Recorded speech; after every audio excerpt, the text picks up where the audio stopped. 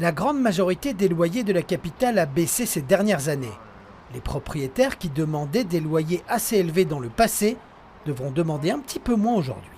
Vous aviez un loyer il y a 6 ans, il a été indexé, vous relouez aujourd'hui un appartement de plus de 1 000 €, eh bien vous allez sans doute devoir mettre cet appartement au prix d'il y a 6 ans et pas au prix d'aujourd'hui. Selon le baromètre locatif du CIB, 2 types de biens ont du mal à retrouver leur prix.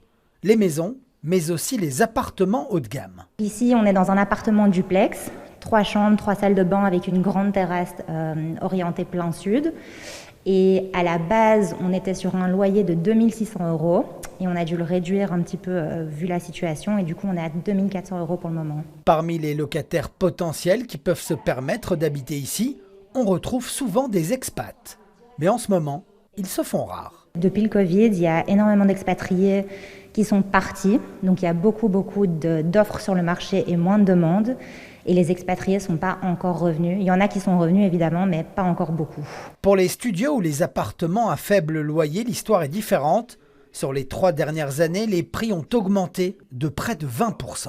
Quand on produit peu de logements de petite taille et donc sur des prix relativement faibles d'entrée de gamme, et que deuxièmement, la majorité de la demande va plutôt vers ce type de logement, mais qu'est-ce que vous créez? Le déséquilibre immédiat. Pour un appartement, les communes les plus chères sont toujours Woluwe et Saint-Pierre, Uccle et Oderghem.